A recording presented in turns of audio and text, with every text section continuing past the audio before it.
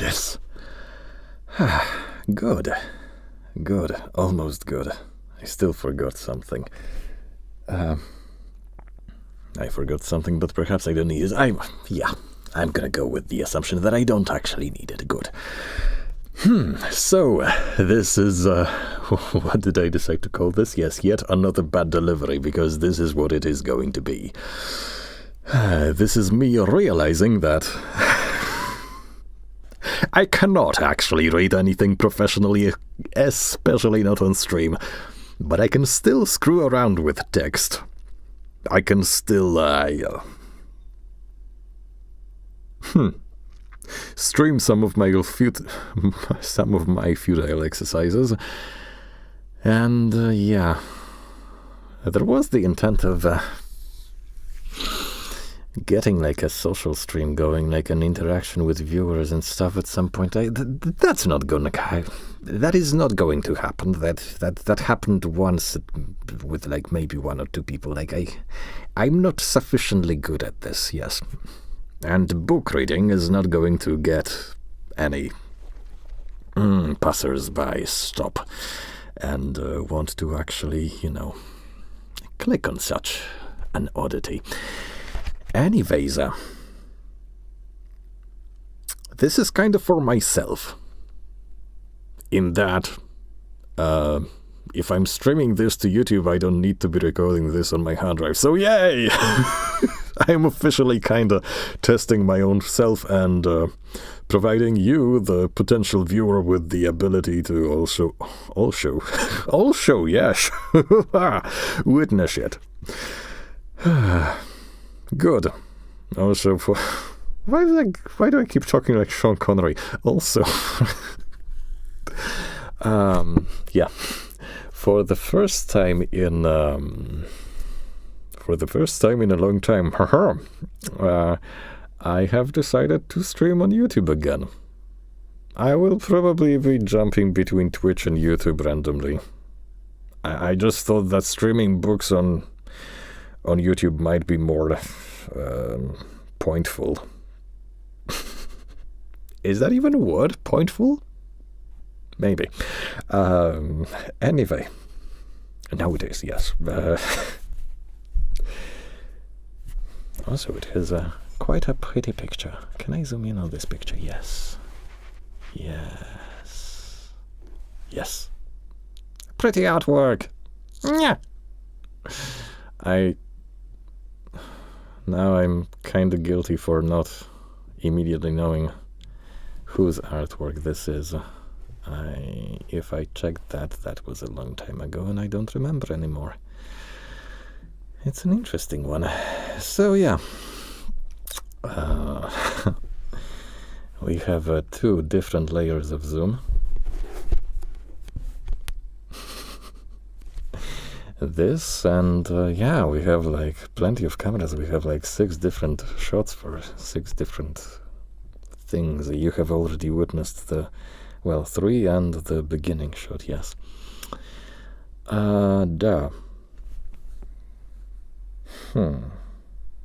Do I need to paste any more introduction? Yes. If you're hoping for professional reading of anything, this is not the place. This is the place for merry screwing around and basically just that.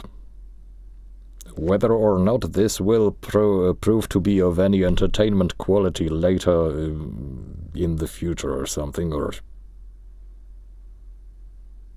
even right now. I mean, we have no concurrent viewers as of this moment, so well, no concurrent viewers. Does that mean like no viewers at all? Like what? Yes, I think that's what it means. Okay. Average view duration 8 minutes. Average view duration of what? Average view duration of the past streams, probably. It's not this one, certainly. Yes. So, I should probably start with a short story, but I mean, come to think of it, if I wanted to approach this reasonably, I would. Then again, I'm not very much of a reasonable person, so yeah, I always wanted to read Color Out of Space again. Color Out of Space is good. Especially with the annotations, which we might actually be paying attention to this time, because, once again, this is... It is not going to be a moody reading, unless you happen to be in a very silly mood, that is. Or want to be, or, yes, tend to be accepting of. Good. Let's begin. The Color Out of Space. Wait a second, this has some introduction, I think. Does it? Oh yes, yes, it does. Oh no, this is the ending of the previous one.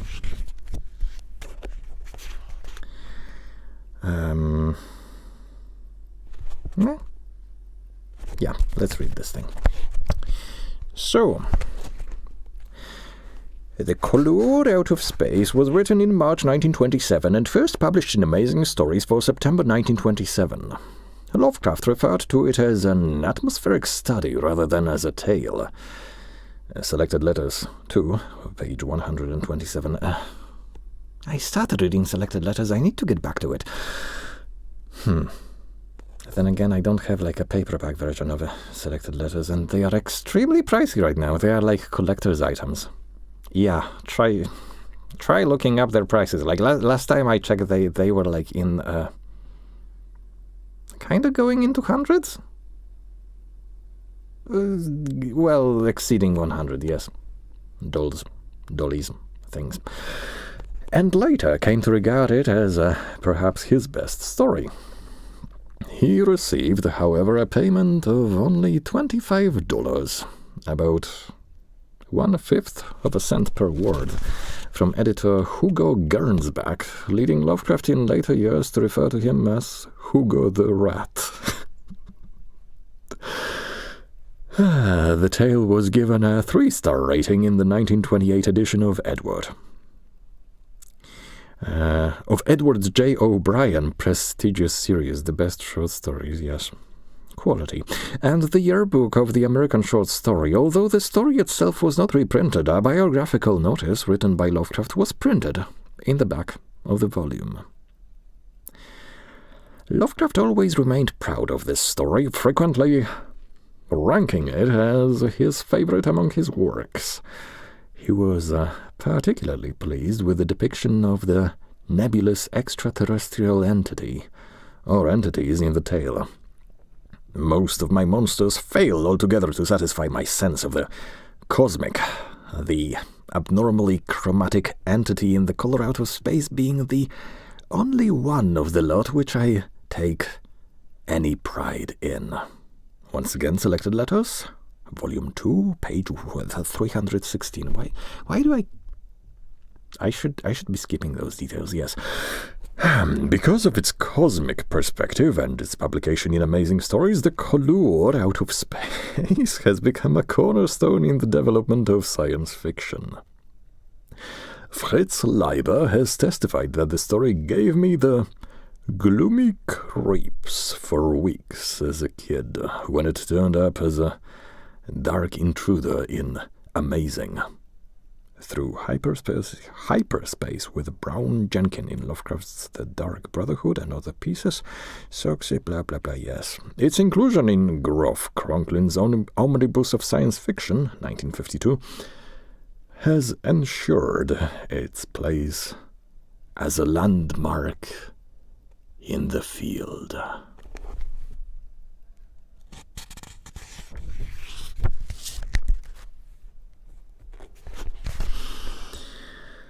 Wait, when was it written again?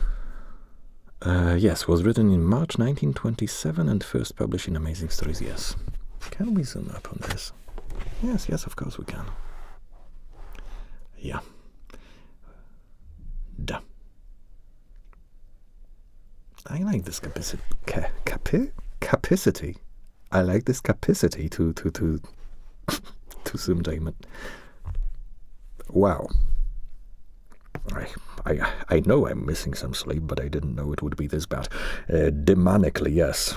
Demonically, perhaps. Dynamically is what I meant. Duh. Wait, no. Good. All right.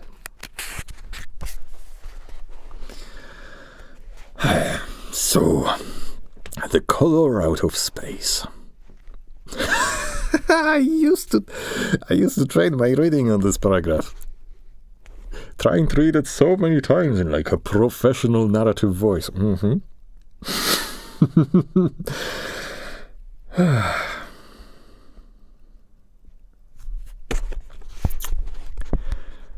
West of Arkham, the hills rise wild, and there are valleys with deep woods that no axe has ever cut. There are dark, narrow glens where the trees slope fantastically and where thin brooklets trickle without ever having caught the glint of sunlight.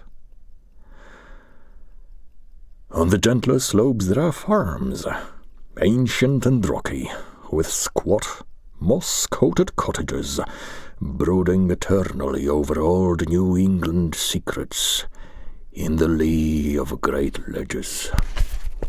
But these are all vacant now. The white chimneys crumbling, and the shingled sides bulging perilously beneath low gambrel roofs. We're gonna be reading annotations. I know you want that. Annotation number 1. Wait a second, can we zoom in more? Yes, of course we can. It's completely unnecessary, but let's do it. Arkham. Wait a second, it is actually easier for me to read this on my screen magnified. Yes, Arkham. It is difficult to know how far west of Arkham the setting of the story is, especially as it is not clear where exactly Arkham itself is situated. But as characters are seen walking back from the Nahum Gardner farmhouse to Arkham, one assumes that the setting of the tale is not very far west of the imaginary city. In earlier stories, Arkham seems clearly to be an inland town in central Massachusetts.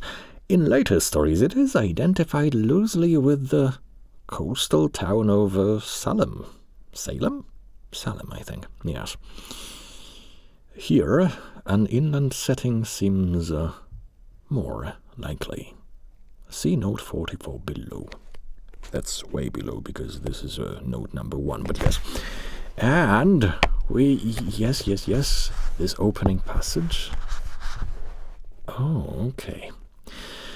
This opening passage is Donald R. Burleson, H.P. Lovecraft, A Critical Study, Westport, C.T. Greenwood Press, 1983, page 136, has pointed out, bears some affinities to a passage in John Milton's Second Penseroso, circa 1631.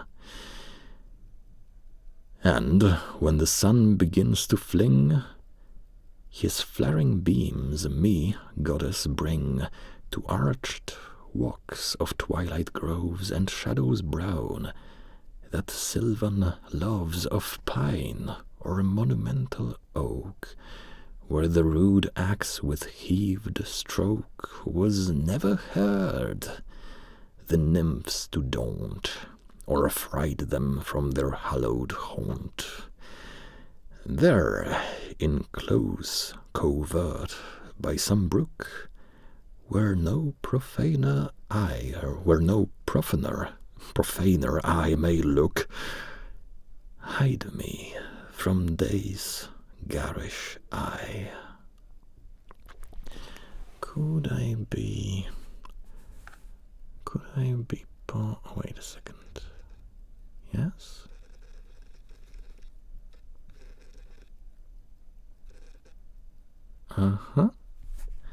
Yeah, I will probably regret this refocusing later on, but yes. Okay.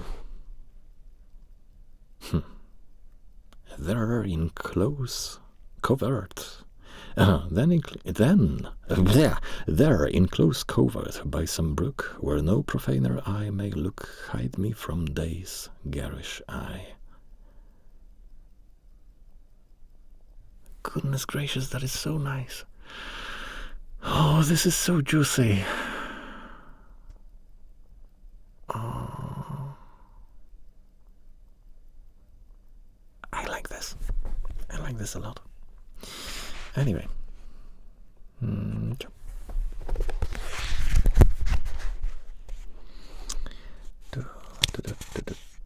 Wait, no. This. The old folk have gone away, and foreigners do not like to live there. French Canadians have tried it, Italians have tried it, and the Poles have come and departed. It is not because of anything that can be seen or heard or handled, but because of something that is imagined. The place is not good for the imagination, and does not bring restful dreams at night. It must be this which keeps the foreigners away, for old Amy Pierce has never told them of anything he recalls from the strange days. Amy, whose head has been a little queer for years, is the only one who still remains, or whoever talks of the strange days. And he dares to do this because his house is so near the open fields and the travel roads around Arkham. And we have a beautiful annotation about Amy, which reads... I should stop zooming for every annotation.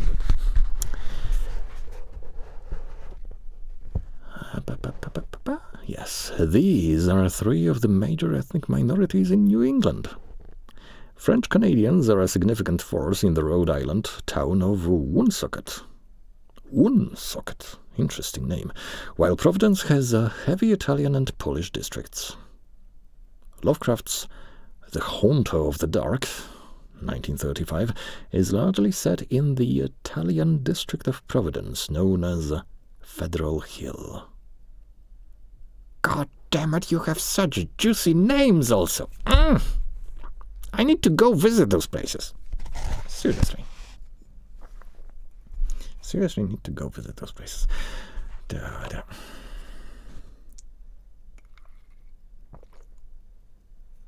Oh, this is why I had to move my focus, because I moved the book. Well, duh. Alright. Anyways, there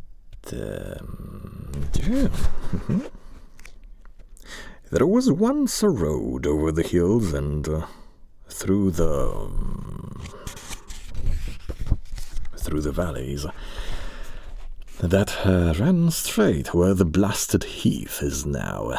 But people ceased to use it, and a new road was laid curving far toward the south. Traces of the old one can still be found amidst the weeds of a returning wilderness, and some of them will doubtless linger even when half the hollows are flooded for the new reservoir. Then the dark woods will be cut down, and the blasted heath will slumber far below blue waters whose surface will mirror the sky and ripple in the sun. And the secrets of the strange days will be one with the deep's secrets, one with the hidden lure of the old ocean, yes. Why did I? Never mind. And all the mystery of primal earth. Aye. The blasted heath. See note 10 below. Well, we will see it later, I guess.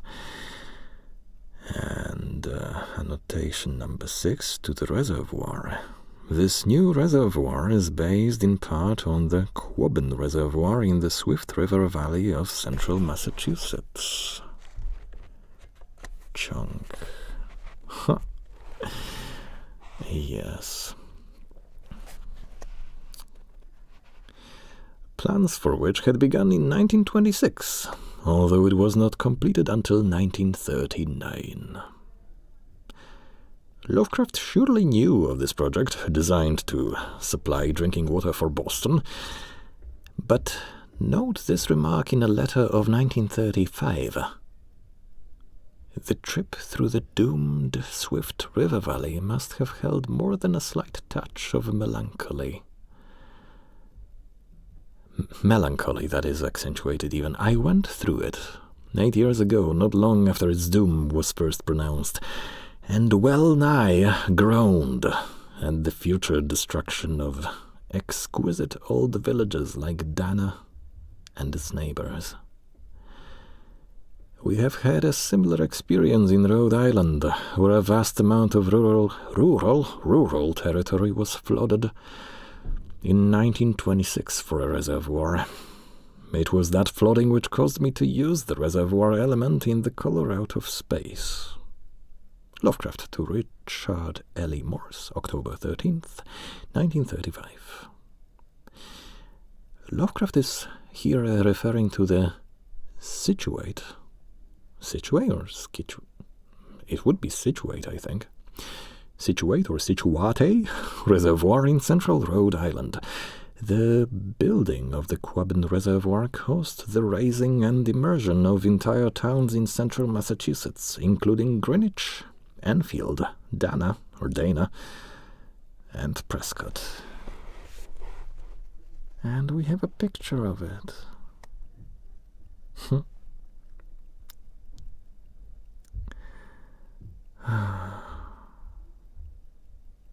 Nice. Okay.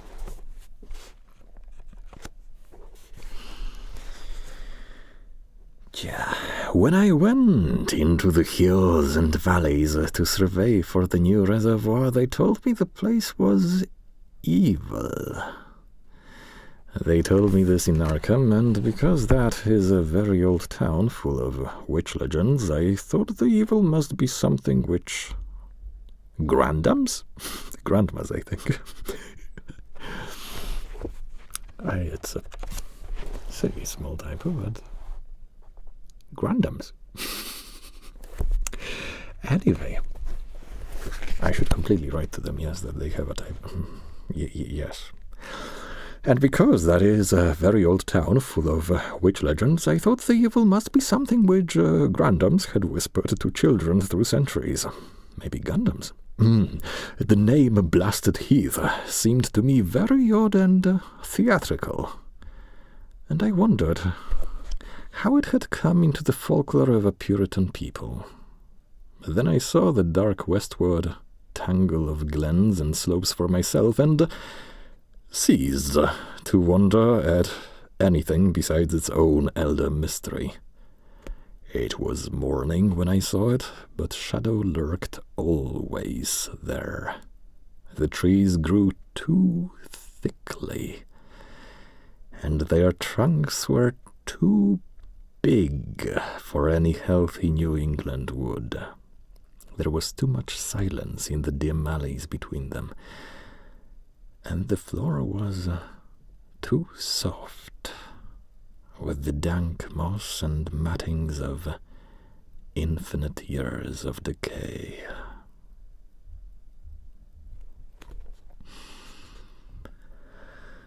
In the open spaces, mostly along the line of the old road, there were little hillside farms, sometimes with all the buildings standing, sometimes with only one or two, and sometimes with only a lone chimney or fast-filling cellar. Weeds and briars reigned, and furtive wild things rustled in the undergrowth.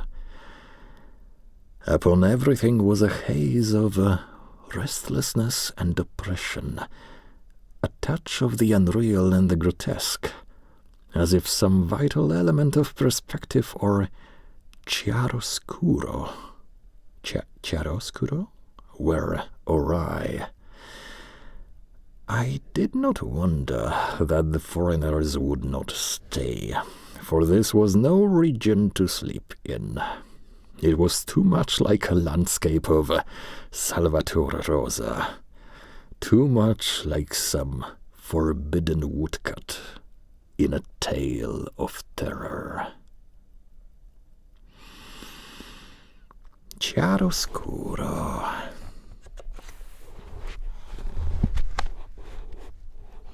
Chiaroscuro, a technical term in painting, derived from two Italian words. Chiaro. I don't know how you speak Italian, so yes, chiaro or chiaro. Chiaro, clear, and oscuro. Oscura, dark. Clear and dark. In other words, the treatment of light and shade in a picture. Chiaroscuro, a technical term in painting. Huh. See, we are learning things. We're not having much fun with the story itself, but we are learning things. We are officially learning things. Well, at least I am. Salvatore Rosa. Wait, it is actually questionable. My capacity to learn new things. Yes, my capacity to learn at all is well, maybe somebody at some point in time will find something educational in this. Salvatore Rosa, Italian painter, 1615 to 1673. Many of Rosa's paintings feature wild and desolate landscapes full of rocky cliffs, trees clawing in the air, thunder and lightning, and witches. Several of his paintings are in the Metropolitan Museum in New York, where Lovecraft probably saw them. And the phrase tale of terror, referring to the 18th century Gothic novel, may have been suggested by Edith Birkhead's The Tale of Terror, 1921, which Lovecraft used as a major source for supernatural horror in literature, apparently from 1927. Yes.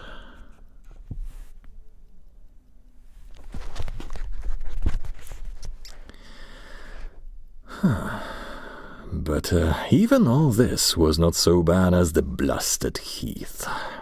I knew it the moment I came upon it at the bottom of a spacious valley, for no other name could fit such a thing, or any other thing fit such a name. It was as if the poet had coined the phrase from having seen this one particular region. It must, I thought, as I viewed it, be the outcome of a fire, but why had nothing new ever grown over those 5 acres of grey desolation that sprawled open to the sky like a great spot eaten by acid in the woods and fields. It lay largely to the north of the ancient road line, but encroached a little on the other side. I felt an odd reluctance about approaching, and did so at last only because my business took me through and past it. There was no vegetation of any kind on that broad expanse, but only a fine grey dust or ash, which no wind seemed ever to blow out. The trees near it were sickly and stunted, and many dead trunks stood or lay rotting at the rim. As I walked hurriedly by, I saw the tumbled bricks and stones of an old chimney and cellar on my right, and the yawning black maw of an abandoned well whose stagnant vapors played strange tricks with the hues of the sunlight. I need to change the leg a little bit. Okay, good. Yes. Even the long, dark woodland climb beyond seemed welcome in contrast, and I marveled no more at the frightened whispers of Arkham people. There had been no house or ruin near. Even in the old days, the place must have been lonely and remote. And at twilight, dreading to repass that ominous spot, I walked circuitously.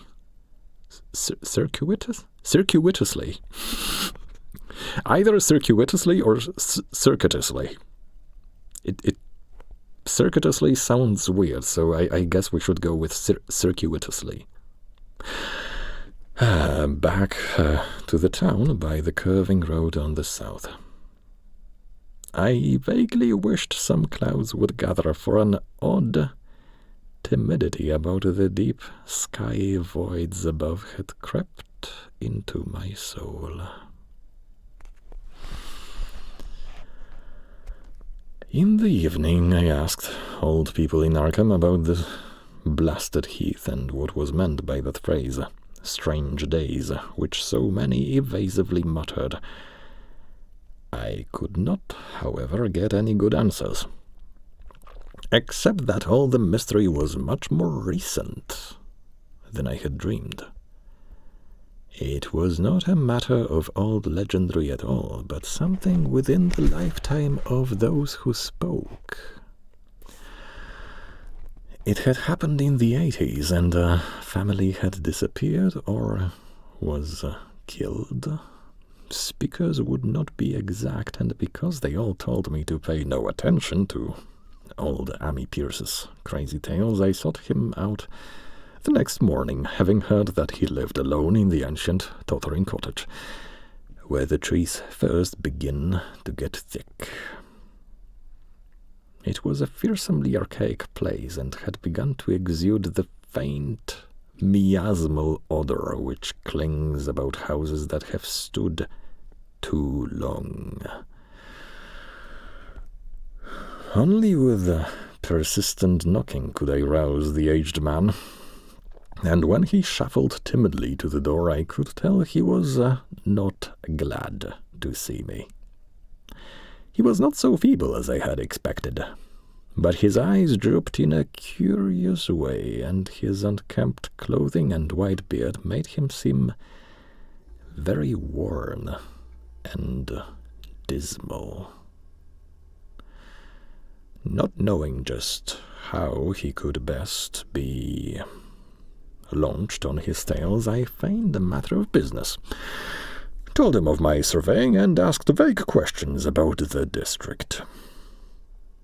He was far brighter and more educated than I had been led to think, and before I knew it, had grasped quite as much of the subject as any man I had talked with in Arkham. He was not like other rustics I had known in the sections where reservoirs were to be. From him there were no protests at the miles of old wood and farmland to be blotted out, though perhaps there would have been had not his home lain outside the bounds of the future lake. Relief was all that he showed. The relief at the doom of the dark ancient valleys through which he had roamed all his life. They were better underwater now, better underwater since the strange days. And with this opening, his husky voice sank low, while his body leaned forward and his right forefinger began to point shakily and impressively. And we have been skipping some relaxing annotation time. First, annotation number what? Annotation number 10, which is alluding to what? I lost that one actually. What is annotation number 10? Oh yes, in the first verse. Yes, the phrase from having seen this one particular region. Alright. Perhaps Lovecraft was unaware that at least two major poets had used this phrase.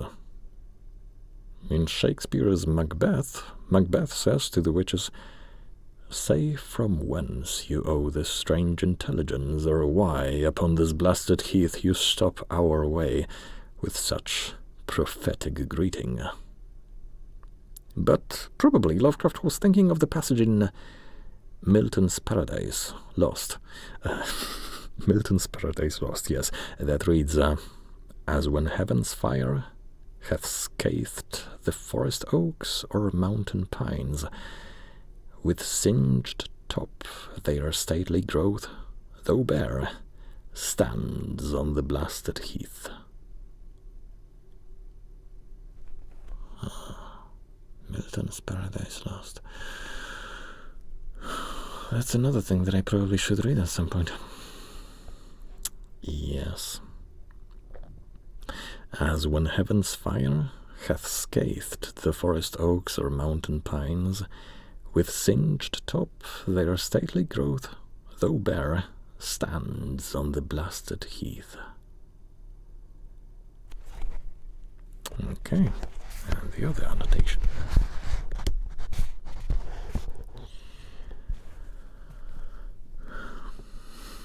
CF.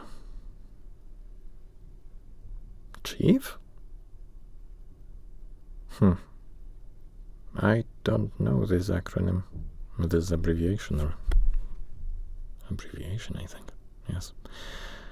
Anyway, and it is pointing to dismal. Yes, worn and dismal.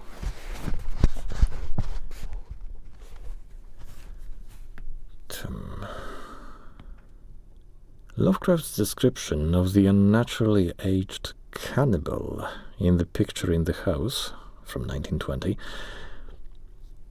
And here goes the description. "His face, almost hidden by a long beard which grew high on the cheeks, seemed abnormally ruddy and less wrinkled than one might expect, while over a high forehead fell a shock of white hair, little thinned by the years.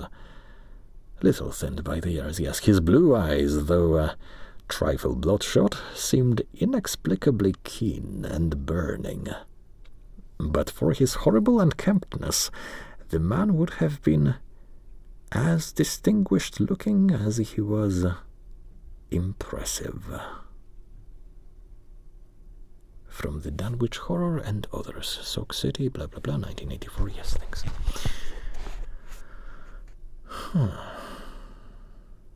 And at this point,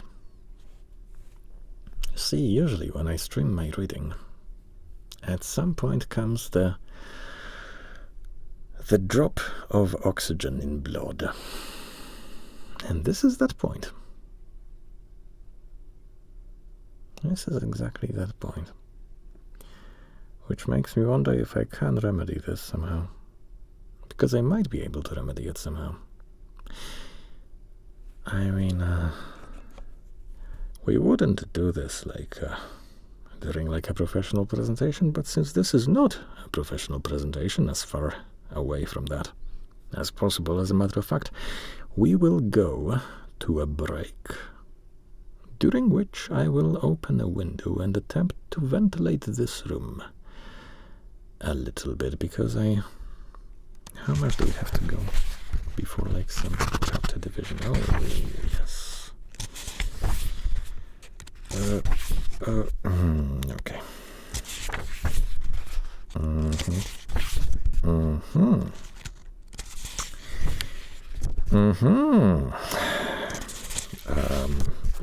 Do we have any chapter divisions to begin with?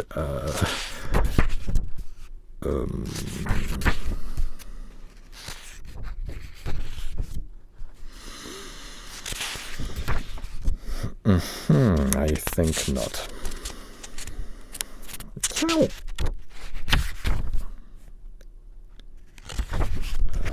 Yeah, I do not think there are any dividers of any sort in this. I mean, beside the paragraph dividers in this story. Yeah. Yes. Incidentally, we can at least count the pages. 163. We will absolutely, completely, definitely complete this one. We have so far done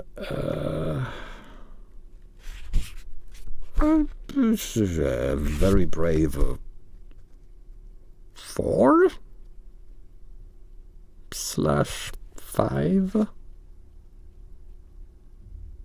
4-5-ish, yes. Anyway, yeah. Can I don't have any good bookmark. I don't have any like neutral bookmark right now. I have this thing. So yes. We switch to intermission, and we also will turn off the microphone.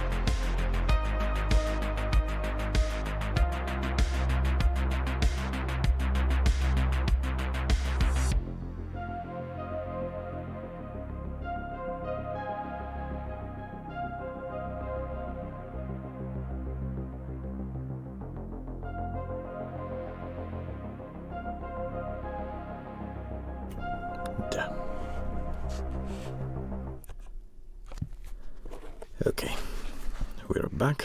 Yes, we are. So, and with this opening, his husky voice sank low, while his body leaned forward and his right forefinger began to point shakily and impressively. Yes. Also, once again, it is more on my breathing still, rather than on the ventilation of the room, I think. I just suck at breathing whenever I'm reading something long.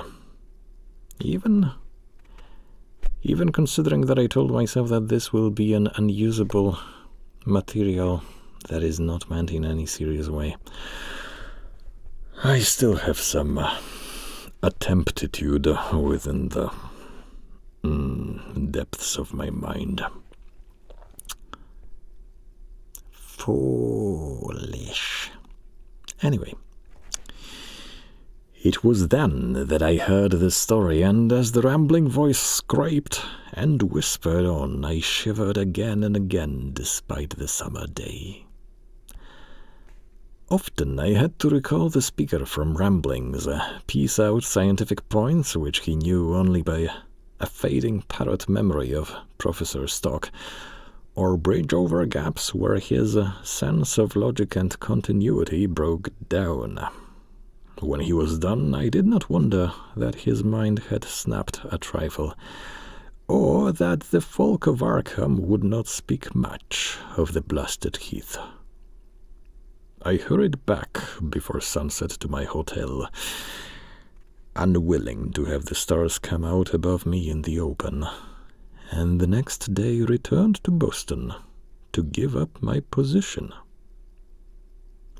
I could not go into that dim chaos of old forest and slope again, or face another time that grey blasted heath, where the black well yawned deep beside the tumbled bricks and stones. The reservoir will soon be built now, and all those elder secrets will be safe forever under watery fathoms. But even then I do not believe I would like to visit that country by night. At least not when the sinister stars are out, and nothing could bribe me to drink the new city water of Arkham. It all began, old Amy said, with the meteorite. Before that time there had been no wild legends at all, since the witch trials, and even then these western woods were not feared half as much as the small island in the Miskatonic where the devil held court beside a curious stone altar older than the Indians. These were not haunted woods, and their fantastic dusk was never terrible till the strange days. Then there had come that with noontide cloud, that string of explosions in the air, and that pillar of smoke from the valley far in the wood. And by night, all Arkham had heard of the great rock that fell out of the sky and bedded itself in the ground beside the well at the Nahum Gardner place. That was the house which had stood where the blasted heath was to come. The trim, white Nahum Gardner house, amidst its fertile gardens and orchards.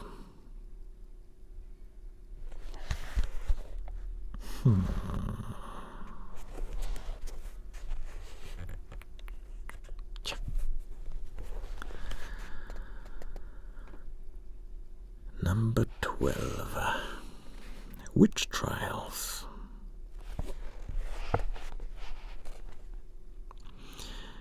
The Salem witch trials occurred in Salem Village, now Danvers, Massachusetts, in 1962.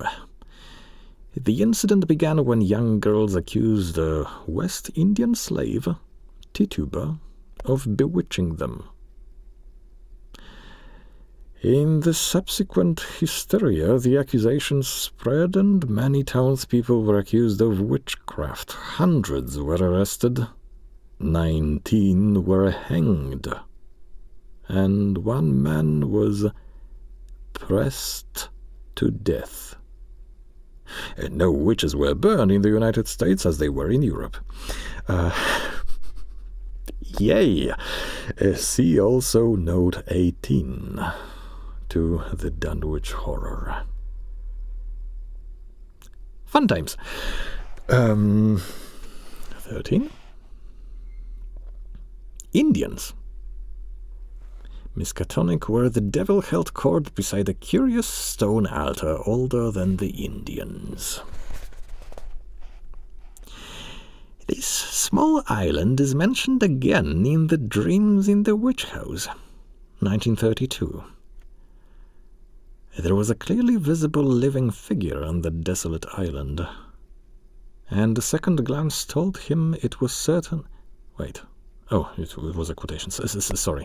There was a clear, visible living figure on that desolate island, and a second glance told him it was certainly the strange old woman whose sinister aspect had worked itself so disastrously into his dreams.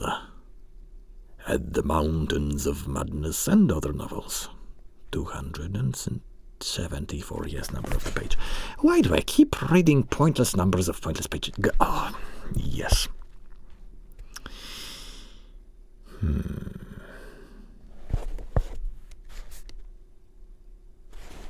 Yeah.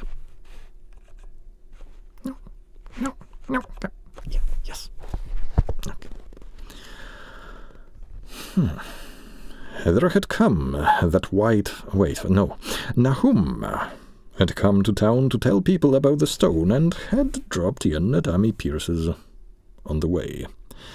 Amy was 40 then, and all the queer things were fixed very strongly in his mind.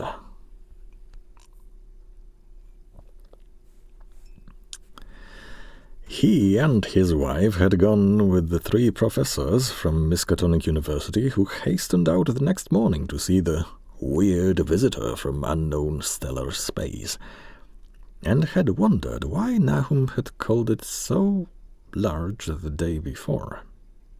It had shrunk, Nahum said, as he pointed out the big brownish mound above the ripped earth and charred grass near the archaic well sweep in his front yard. But the wise man answered that stones do not shrink. Its heat lingered persistently, and Nahum declared it had glowed faintly in the night. The professors tried it with a geologist's hammer and found it was oddly soft.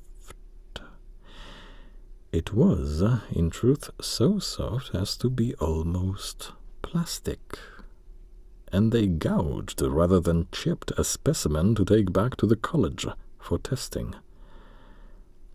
They took it in an old pail borrowed from Nahum's kitchen, for even the small piece refused to grow cool. On the trip back, they stopped at Amy's to rest and seemed thoughtful when Mrs. Pierce remarked that the fragment was growing smaller and burning the bottom of the pail. Truly it was not large, but perhaps they had taken less than they thought. And we had one more annotation. 2 more annotations, as a matter of fact. I failed to read the previous one. An annotation to Nahum Gardner. Yes.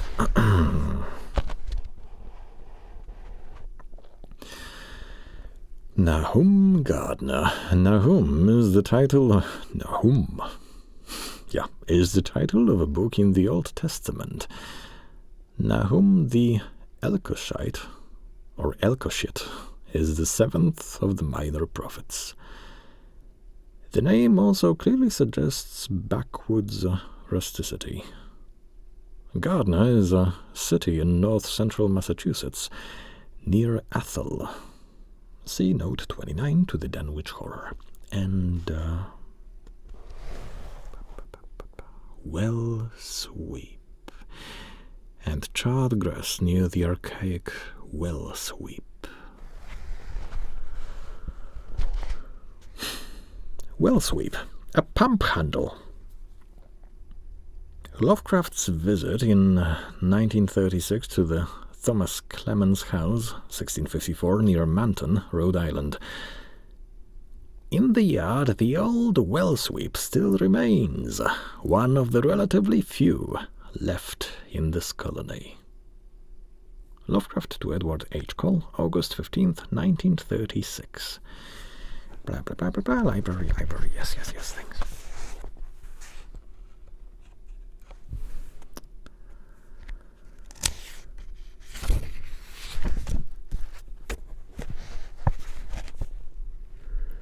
Ciao. Oh, bloody hell. Please do apologize me while I cope with the sudden throat malfunction.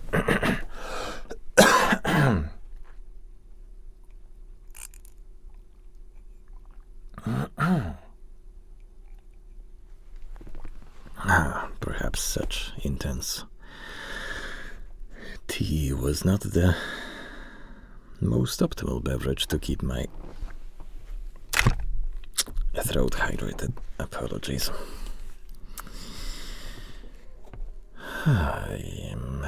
Yes. Good. The day after that, all this was in June of 82. Wait a second, we could actually... Well, we could, but then we would have to fix things. Wait, we will fix those things. We're gonna change the... Yes. Change the... Focus a little bit. And now... Yes. I mean, this is a... Wait, no. I mean, I should move this. Wait a second. Like that. Alright. I think it will be more optimal right now.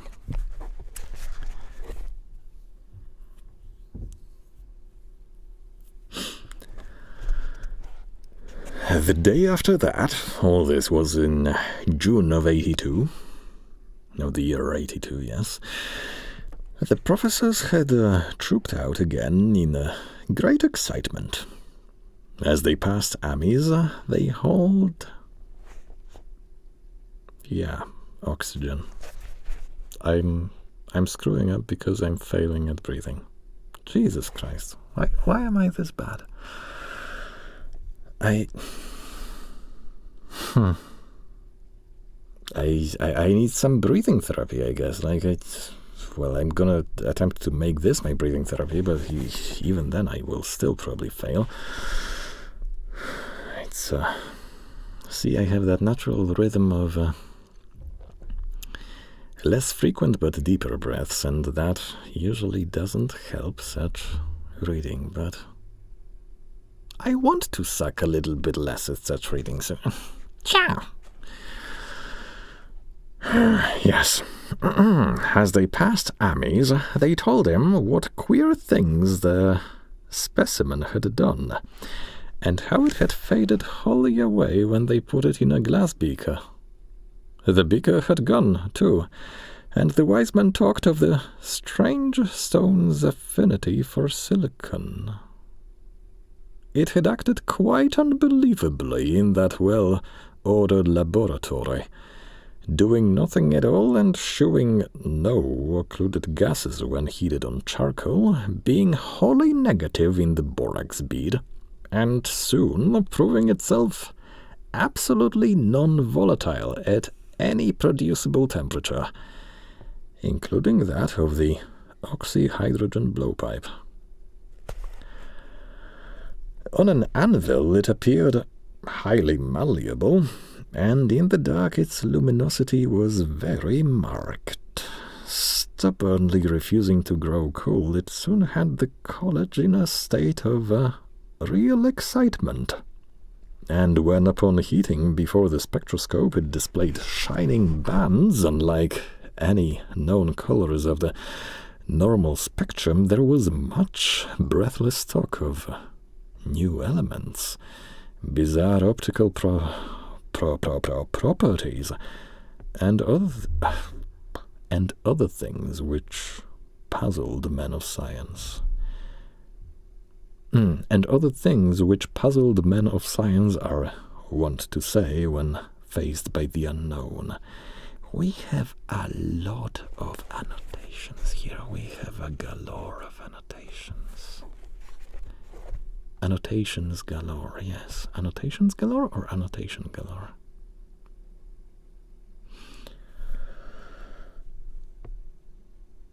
Both? Anyway, first one. 16. Silicon.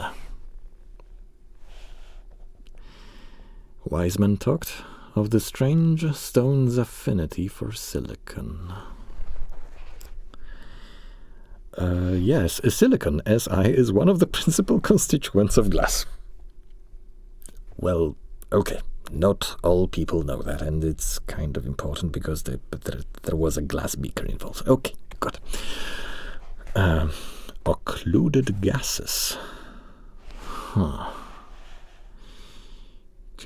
Doing nothing at all and showing no occluded gases when heated on charcoal.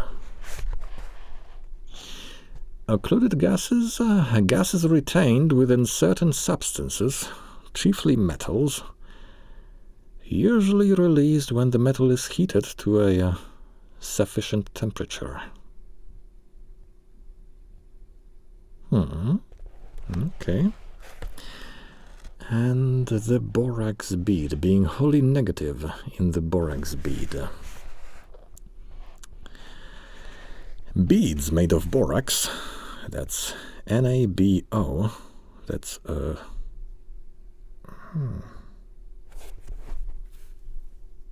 nitrogen. Wait, no.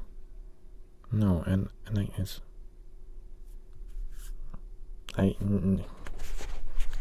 never mind me. I will eschew any chemistry attempts right now. Beads made of borax used in blowpipe analysis to distinguish the metallic oxides and test minerals by the characteristic colors which they give in the oxidizing and the reducing flame. From Oxford English Dictionary. And then we have the oxyhydrogen blowpipe. Oxyhydrogen blowpipe, an instrument invented by Robert Hare in 1813 and used for welding, glass blowing and chemical analysis, with a flame utilizing a mixture of oxygen and hydrogen. Such a flame produces an exceptionally high temperature, up to 2000 degrees Celsius. At the time of this story's events, this was the highest temperature that could be achieved by a flame. But by early 20th century, the oxyacetylene, the oxyacetylene blowpipe, which could reach temperatures of 3,300 degrees Celsius, or 3,300 degrees Celsius, that would be 5,972 degrees Fahrenheit, had largely replaced the earlier instrument. And the spectroscope. And when upon heating before the spectroscope. Yes, that's some visual analyzer, wasn't it? An instrument designed to separate light into its constituent wavelengths, so as to form a spectrum. Spectroscope, get it? This spectrum displays all the wavelengths visible to the human eye. Those of a higher frequency are ultraviolet, those of a lower frequency are infrared. Spectroscopes can also be used to resolve waves of electromagnetic radiation into a spectrum. A band spectrum is produced by molecules as distinguished from a line spectrum produced by atoms, and a continuous spectrum produced by dense matter. A band spectrum is produced by molecules, as distinguished from a line spectrum produced by atoms, and a continuous spectrum produced by dense matter. Okay. The reference here to shining bands, unlike any known colors of the normal spectrum, as well as the mention below, page 88, of an unknown spectrum, is a deliberate paradox. For the color in the story can be seen by the human eye, even if it is unusual, and yet it does not appear in any conventional form on the spectrum.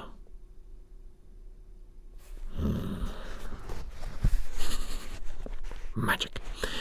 Yes.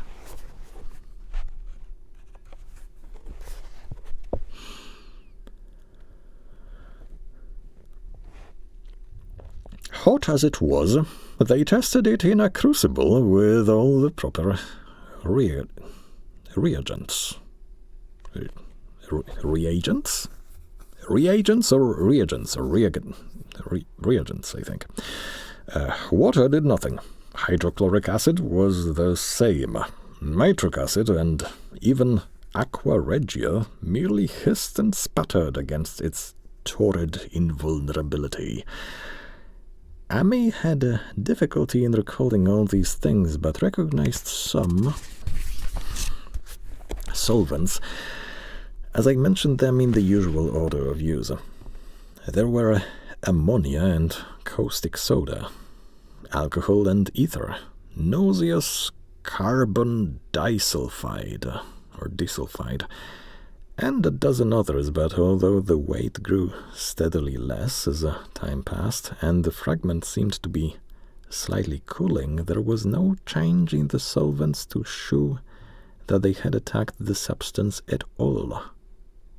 It was a metal, though, beyond a doubt. It was magnetic, for one thing, and after its immersion in the acid solvent figures found on...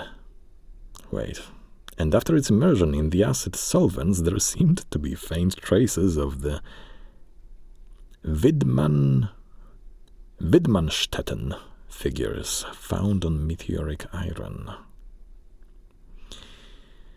When the cooling had grown very considerable, the testing was carried on in glass, and it was in a glass beaker that they left all the chips made of the original fragment during the work.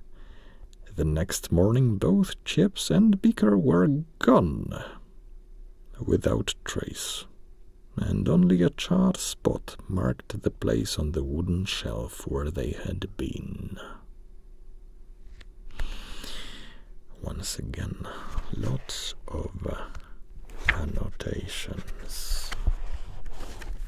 Ciao.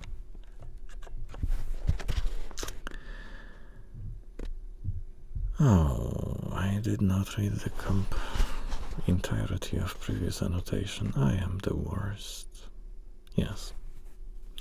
The color in the story can be seen by the human eye, even if it is unusual, and yet it does not appear in any conventional form on the spectrum. Lovecraft did much spectroscopic analysis as a youth, as a part of his enthusiasm for chemistry. One phase of chemistry in which I dabbled was a spectrum analysis, and I still have my spectroscope, a rather low-priced diffraction instrument costing $15. I have also a still cheaper pocket spectroscope, which was the delight of my fellow students at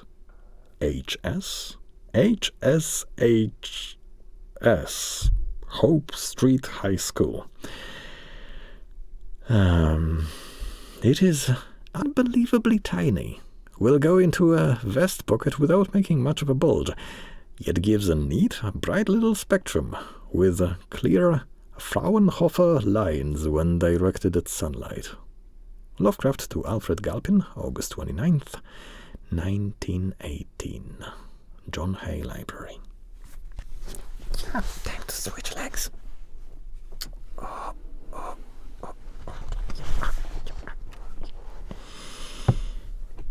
Yes. New elements. Breathless talk of new elements. At the time of the writing of this story, 90 of the 92 elements occurring in nature had been discovered, although atomic weights of 6 of these had not yet been determined. At least 13 more elements not now occurring in nature have been found, and some scientists believe that there may be a total of 168 possible elements. Okay. And men of science. And other things which puzzled men of science, yes. i.e. scientists. Lovecraft preferred this usage since the word scientist, although first attested in 1840, according to the Oxford English Dictionary, was still regarded as a neologism or colloquialism at this time.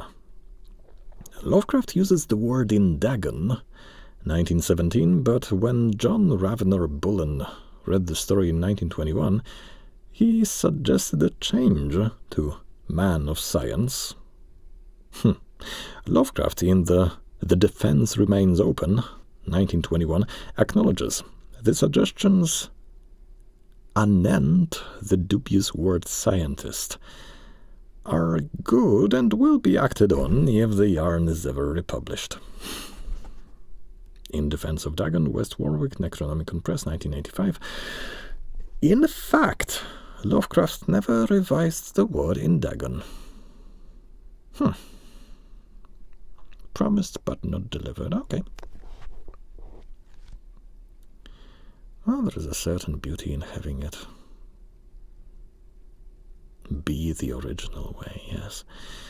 And also an annotation to a reagent, or reagent. A substance used in a chemical analysis to determine the presence of some other substance by means of a reaction. Yeah, a reagent, or a reagent, is something that reacts. Who would have thunk it? We even get an annotation to hydrochloric acid. HCl, a compound of hydrogen and chlorine. Hydrochloric acid, nitric acid, and their combined forms, see notes 25 to 26 below, have highly corrosive properties. They are very active against metals, but relatively safe against stone and glass. In testing the meteorite, the scientists would not have expected silicaceous matter to be as affected as metallic iron, a common ingredient of meteorites. And nitric acid, HNO. Yes, this is nitrogen, so hydrogen, nitrogen, oxygen, yes. 3 oxygens even, 3 molecules, that is. That would be, I think, yes. A compound of hydrogen, nitrogen, and oxygen, formerly called Aqua Fortis. CF, I need to check this abbreviation. What does CF stand for? I feel so stupid now. Marinus Willet's translation of a Latin message in Saxon minuscules in the case of Charles Dexter Ward. Curwen must be killed, the body must be dissolved in aqua fortis, nor must anything be retained. At the Mountains of Madness and Other Novels, page 220. Aqua fortis. I like this name. Strong water. strong water or like strengthened water? I guess. Huh. And aqua regia, or aqua regia, a mixture of nitric and hydrochloric acid. Okay. So we have learned about nitric acid, about aqua regia, about aqua fortis perhaps? Yes, formerly called aqua fortis, nitrogen and oxygen, the compound, yeah. Nitric acid was aqua fortis. We have learned about hydrochloric acid, about what a reagent is, although most of us would have, I guess, kind of surmised what that was. Man of science, new elements. Yikes. That's lots of knowledge.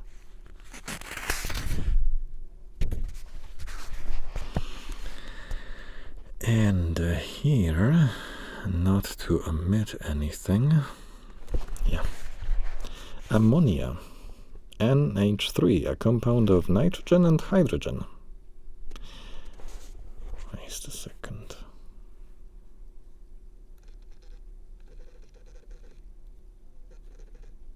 Yes. Caustic soda. Sodium hydroxide, NaOH. Alcohol, presumably ethyl alcohol. C2H5OH. Ether. C4H10O. Both alcohol and ether are solvents of organic materials. Well, I kinda knew it about alcohol, I kinda didn't know the exact properties of ether. Okay. Carbon disulfide, or disulfide. Disulfide? CS2. A compound of carbon and sulfur. Lovecraft refers to it as nauseous. Lovecraft refers to it as nauseous because it has a fetid odor, like that of rotten eggs. It is a toxic gas. Carbon disulfide, or disulfide. A compound of carbon and sulfur. I mean, sulfur by itself is kinda strong smelling. Okay. Acid solvents, those solvents that are compounds of hydrogen. These include, of those mentioned above, ammonia, caustic soda, alcohol, and ether. Und wir haben also, yes, eine Erklärung der Windmannstätten-Figures. Windmannstätten, I guess. Widmanstätten figures. Patterns of intersecting bands revealed when polished surfaces of most iron meteorites are etched in nitric acid. Named after Alois von Widmanstätten, 1754 to 1849, who discovered them. Patterns of intersecting bands revealed when polished surfaces of most iron meteorites are etched in nitric acid. See, if I could at all, I would edit this video and add some pictures of that later, but I probably will not do that. You will probably have to Google that by yourself. You will probably have to look it up by yourself. Jesus Christ, let's purify our language. Let's not invoke curses so casually. Yes.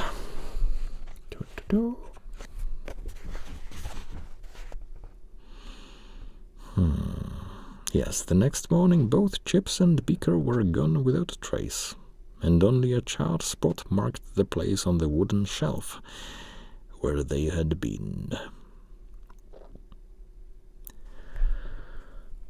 All this the professors told Amy as they paused at his door, and once more he went with them to see the stony messenger from the stars, though this time his wife did not accompany them. It had now most certainly shrunk, and even the sober professors could not doubt the truth of what they saw. All around the dwindling brown earth had caved in even, and whereas it had been a good 7 feet across the day before, it was now scarcely 5. It was still hot, and the sages studied its surface curiously as they detached another and larger piece with hammer and chisel. They gouged deeply this time, and as they pried away the smaller mass, they saw that the core of the thing was not quite homogeneous.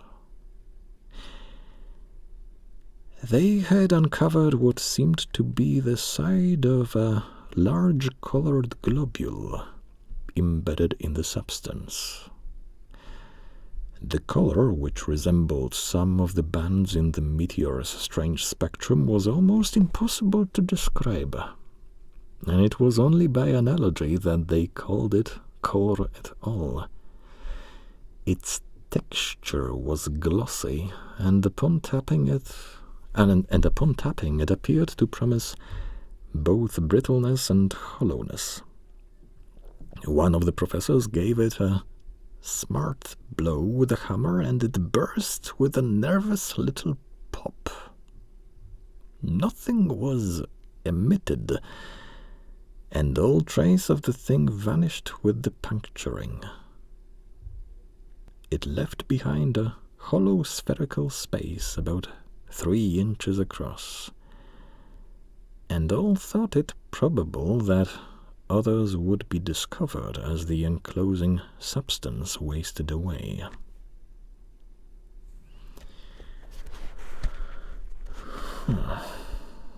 Oh, yes. And it was only by analogy that they called it color at all.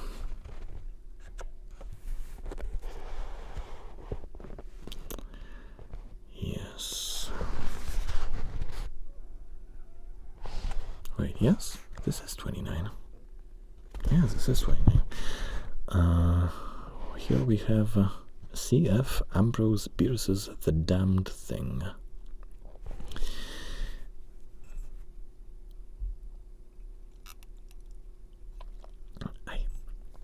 At each end of the solar spectrum, the chemist can detect the presence of what are known as actinic rays. They represent colors, integral colors in the composition of light, which we are unable to discern. The human eye is an imperfect instrument. Its range is but a few octaves of the real chromatic scale. I am not mad. There are colors that we cannot see.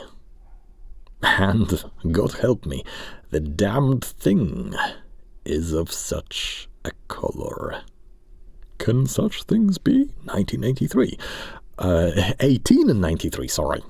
Oh, okay, 1893. RPT, repeat. Secocius, and J. Citadel Press, 1974. Okay.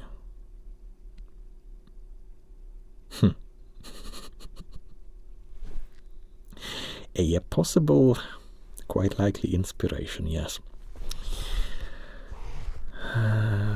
Wait a second, once again.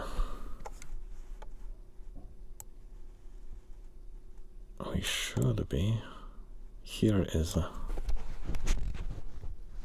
here is our best focus, so yes, we should be aimed here. Sorry for that.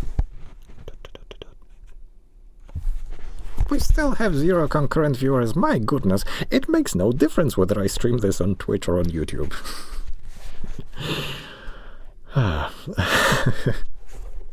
The amount of guests equals 0 any...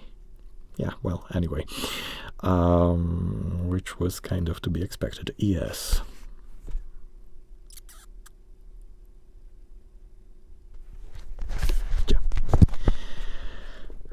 conjecture was vain. So after a futile attempt to find additional globules by drilling, the seekers left again, with their new specimen, which proved, however, as baffling in the laboratory as its predecessor had been. Aside from being almost plastic, having heat, magnetism, and slight luminosity, cooling slightly in powerful acids, possessing an unknown spectrum, wasting away in air, and attacking silicon compounds with mutual destruction as a result, it presented no identifying features whatsoever. And at the end of the tests, the college scientists were forced to own that they could not place it. It was nothing of this earth, but a piece of the great outside, and as such dowered with outside properties and obedient to outside laws. A piece of the great outside.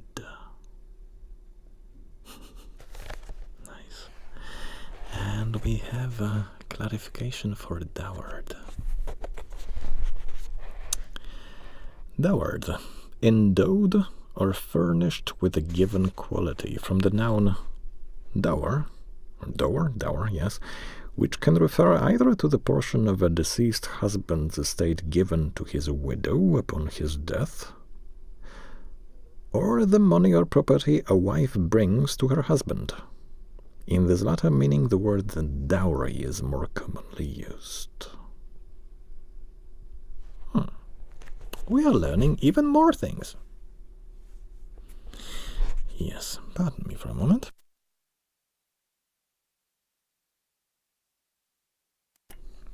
Okay. Yes. Hey, time to change the leg. Change the leg. Change the leg. Oh. No. Careful stretch. Yes. Careful stretch. Good. We're good. I think we're good.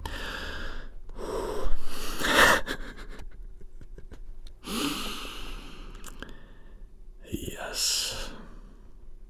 That night there was a thunderstorm. And when the professors went out to Nahum's the next day, they met with a bitter disappointment. The stone, magnetic as it had been, must have had some peculiar electrical property, for it had drawn the lightning, as Nahum said, with a singular persistence. 6 times within an hour the farmer saw the lightning strike the furrow in the front yard, and when the storm was over, nothing remained but a ragged pit by the ancient well sweep, half choked with caved-in earth. Digging had borne no fruit, and the scientists verified the fact of the utter vanishment. The failure was total, so that nothing was left to do but go back to the laboratory and test again the disappearing fragment left carefully encased in lead. That fragment lasted a week, at the end of which nothing of value had been learned of it.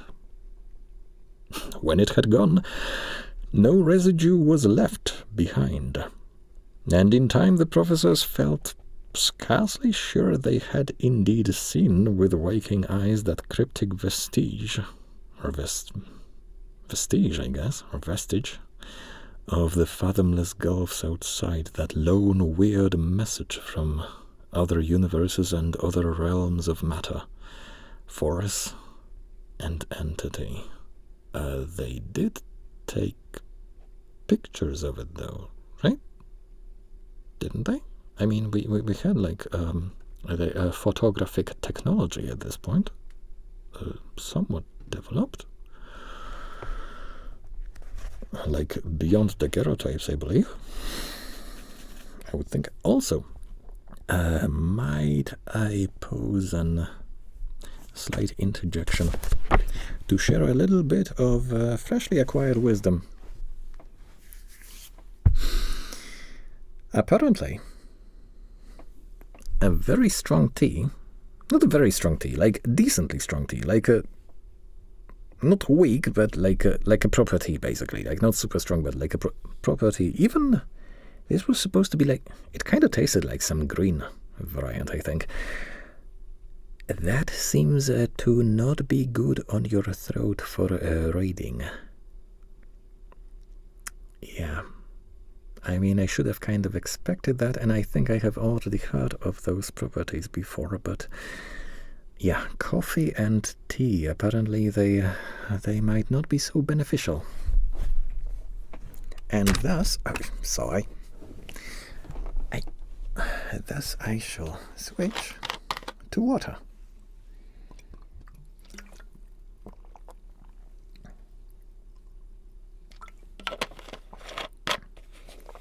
Yeah.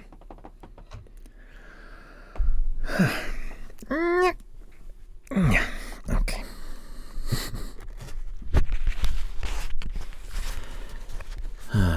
You know what? There is one problem with checking the effectiveness of drawing any people in to the stream just randomly by, well, trusting the algorithm and subscribers, or, you know, things like that, because there is one additional factor, one very strong factor at play right now. The time at which I am streaming this right now. The time might have something to say on this matter, yes. So, to make this experiment complete, I should repeat streaming on YouTube at like evening hour later, which I will probably do, yes. I might, maybe even today. Perhaps later today. Anyway, we will still go on for a little moment, at least. Yes, right after I find where I left.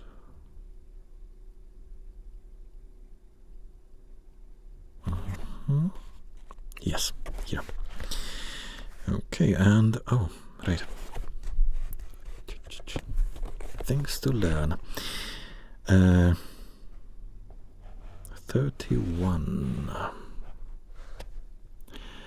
The stone, magnetic as it had been, must have had some peculiar electrical property, for it had drawn the lightning, as Nahum said, with a singular persistence. Drawing the lightning. As Will Murray, sources for the color out of space, Crypt of Cthulhu, or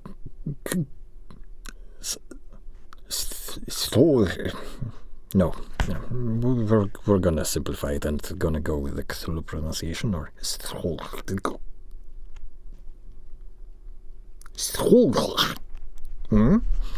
Crypt of Cthulhu, number 28.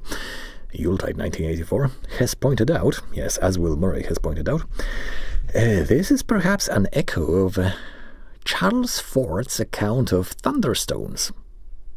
Small stones that may or may not have fallen from the sky and which cause lightning to strike them repeatedly. See The Book of the Damned, 1919, in the books of Charles Ford. New York, Fortean Society, Henry Holt, 1941. Charles Ford. Oh, Charles Ford, 1874-1932, was an American author of several books in which he collected newspaper and other accounts of strange occurrences, e.g. blood raining from the sky, in an effort to jolt scientists out of what he believed to be their dogmatic skepticism in regard to anomalous or unexplained phenomena. Well, there is like a noble motivation behind it, but for blood raining from the sky?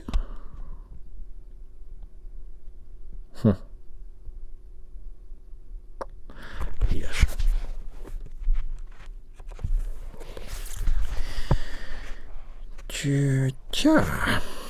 As was natural, the Arkham paper made much of the incident with its collegiate sponsoring, and sent reporters to talk with Nahum Gardner and his family.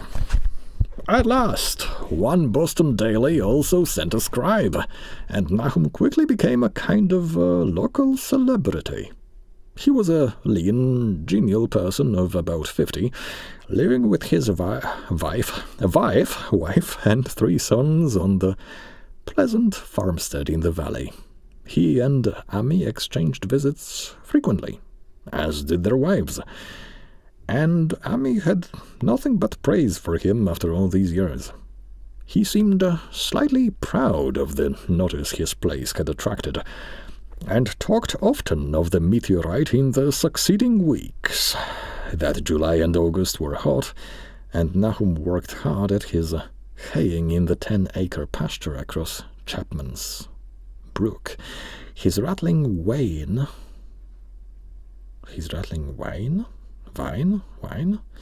wearing deep ruts in the shadowy lanes between. Wait a second. What is a wain? Wagon. We have it explained, yes. Wain is a wagon, apparently. 10-acre pasture, cf. 10-acre meadow in the Dunwich Horror. Okay. Chapman's Brook. A Chapman farmhouse is mentioned in Herbert West Reanimator. Okay. And Wayne, or Vine, or Wine. Wayne, I think, is a wagon. Okay, sure. And that July and August were hot, and Nahum worked hard at his haying in the 10-acre pasture across Chapman's Brook, his rattling wain wearing deep ruts in the shadowy lanes between. The labor tired him more than it had in other years, and he felt that age was beginning to tell on him.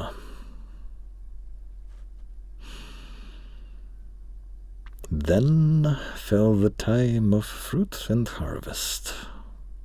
The pears and apples slowly ripened, and Nahum vowed that his orchards were prospering as never before. The fruit was growing to phenomenal size and unwanted gloss, and in such abundance that extra barrels were ordered to handle the future crop. But with the ripening came sore disappointment. For of all that gorgeous array of spacious lusciousness, not one single jot was fit to eat.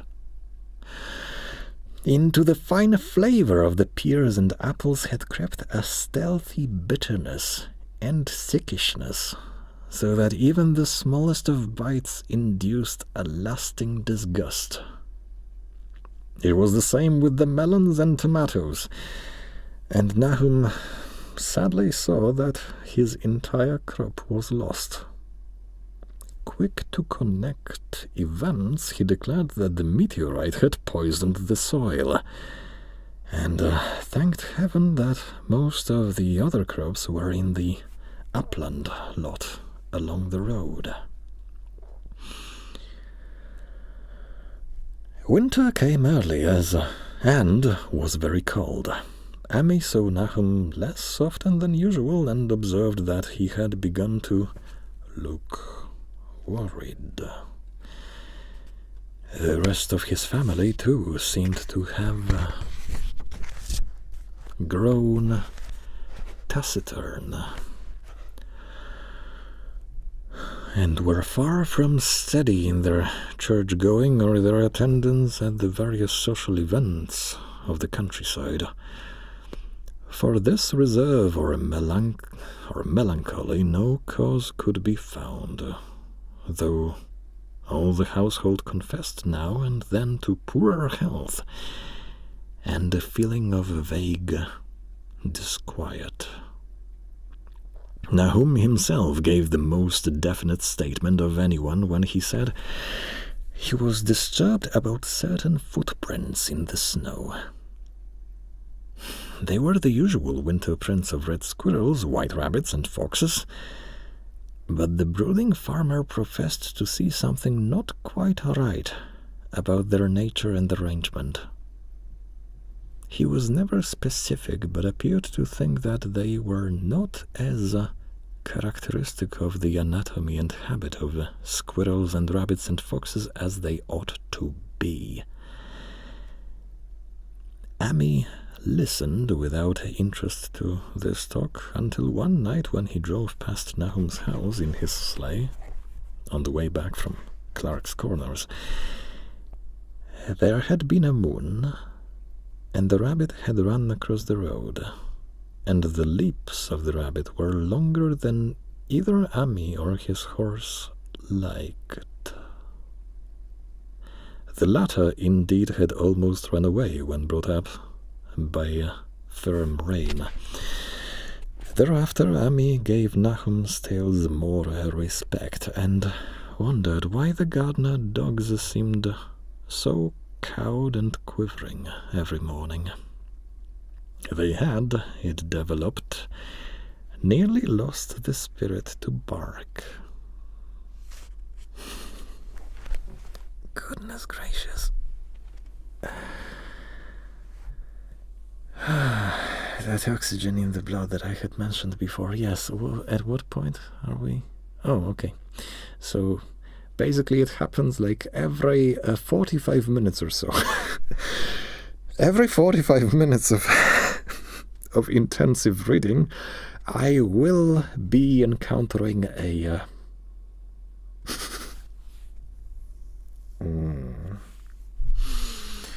brain. Encountering a what?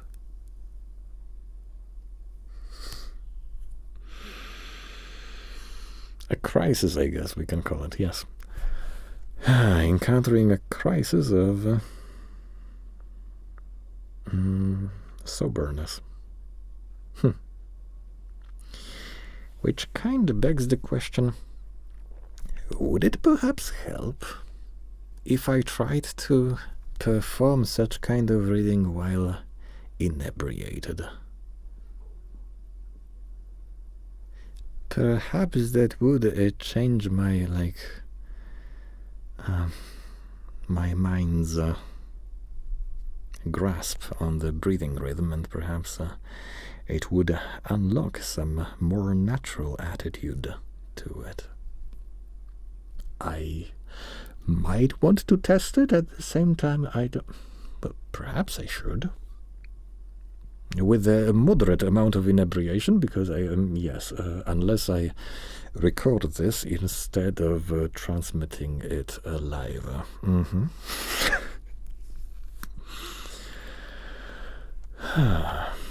Yes. At the same time, we had gone through this began at page 59, I think, right? Yes, 58, 59. We have done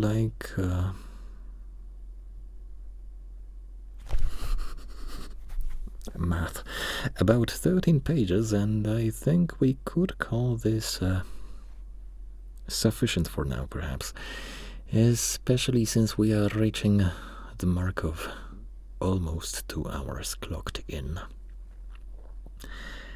I shall now perhaps go on some walk outside. That should help me balance myself out before I commence any kind of useful houseworks later on. So yes, page 72.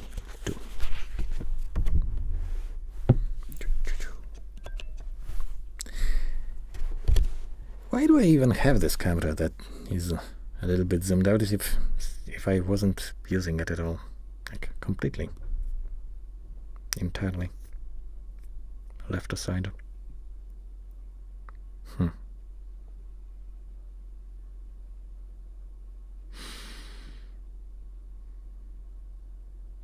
Oh well. So, yeah, I shall cue in the outro and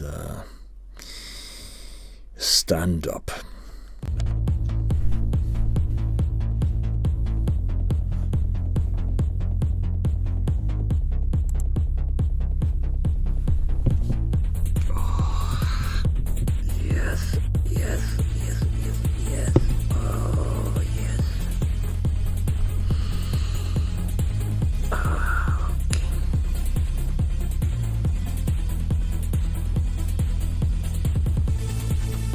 With a slightly more zoomed lens, I might be able to get myself a little bit more space. Perhaps.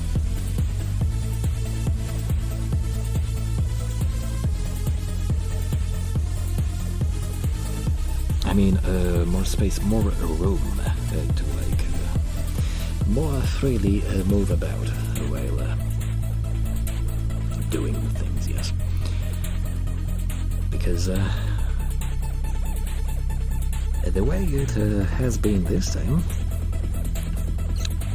I have been quite squished around this, yes,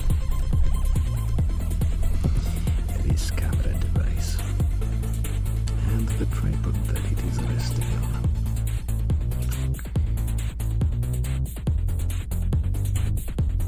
Not the most comfortable of arrangements.